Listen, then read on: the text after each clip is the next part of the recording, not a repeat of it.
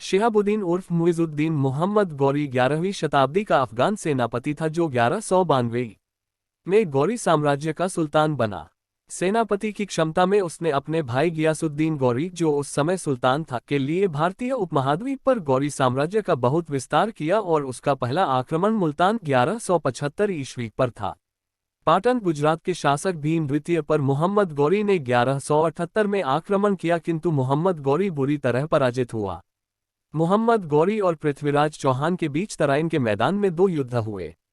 1191 में हुए तराइन के प्रथम युद्ध में पृथ्वीराज चौहान की जीत हुई।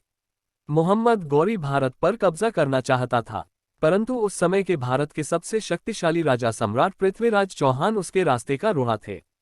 वह हर बार सम्राट से हार जाता था और उनके पैरों में गिरकर माफी मांग लेता, क्योंकि राजपूतों का सिद्धांत था कि वे निहत्थे या शरणागत पर वार नहीं करते थे। सम्राट ने उसे बार बार माफ किया। वह जब भी आक्रमण करता, महाराज की सेना उसकी सेना को गाजर मूली की तरह काट देती थी। तराइन की अंतिम लड़ाई, तराई का द्वितीय युद्ध 1192 में गौरी को विश्वासघाती जयचंद का साथ मिल गया, जिसने सम्राट के साथ दिल्ली की सत्ता की लालच में धोखा किया। हालांकि बाद में गौरी ने उसे भी यह कहते हुए मार दिया कि जो अपने वतन का न हो सका वो मेरा क्या होगा। इस युद्ध में गौरी ने जयचंद से मिलकर रात में सोते हुए महाराज के सैनिकों पर आक्रमण कर दिया। उसके साथ जयचंद की सेना भी थी। परिणामस्वरूप सम्राट को वह बंदी बनाकर अफगानिस्तान ले गया। उनके साथ उनके मित्र एवं महान कवि चंद्रबरदाई को भी बंदी बनाकर रखा गया था। वहां वह रोज सम्राट पर अत्याचार करता। सम्राट की आंखें बहुत तेज थी, जिससे गौरी को देखने में बहुत डर लगता था। इसलिए उसने सम्राट की आंखों को लोहे के सरिये से फूंकवा डाला। एक दिन गौरी ने एक तीरंदाजी प्रतियोगिता का आयोजन करवाया। महाराज ने भी उसमें भाग लेने की इच्छा जताई। गौरी ने उनसे कहा, बिना आंखों के कैसे तीर चलाओगे? तब चंद्रबरदाई ने गौरी से कहा कि सम्राट को शब्दभेदी बाण केवल आवाज सुनकर तीर चलाने की कला चलाना आता है। गौरी चौंक गया, क्योंकि उसने इस तरह की विद्या के बारे में पहली बार सुना। उसे यह कला देखने की इच्छा हुई। उसने महाराज से कला प्रदर्शन करने के लिए कहा। सम्राट को उसे मारने का मौका मिल गया। तीर चलाते चलाते महाराज से चंद्रबरदाई ने निम्न पंक्तियां गौरी की स्थिति बताते हुए कही। 4 बांस 24 गज, अंगुल अष्ट प्रमाण, ता ऊपर सुल्तान है, मत चुके चौहान।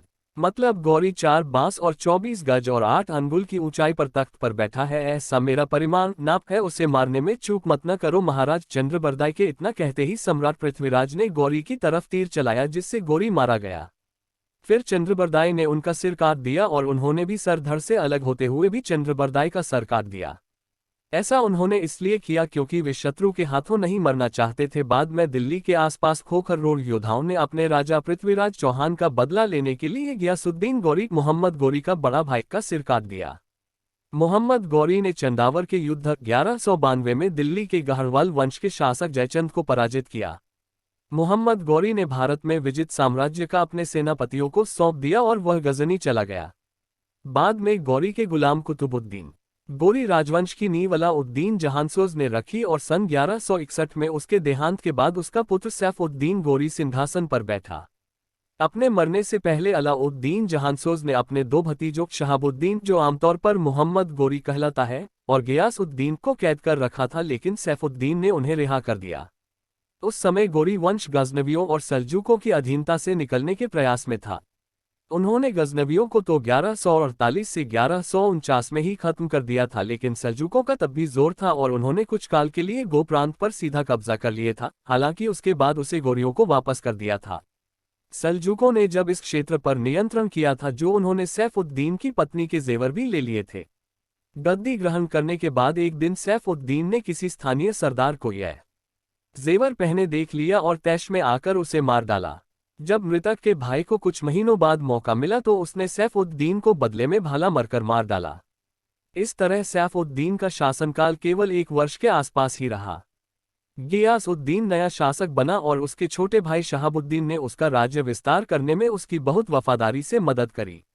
शहाबुद्दीन उर्फ मोहम्मद गौरी ने पहले गजना पर कब्जा किया, फिर 1175 में मुल्तान और ऊच पर और फिर 1186 में लाहौर पर। जब उसका भाई 1202 में मरा तो शहाबुद्दीन मोहम्मद गौरी सुल्तान बन गया।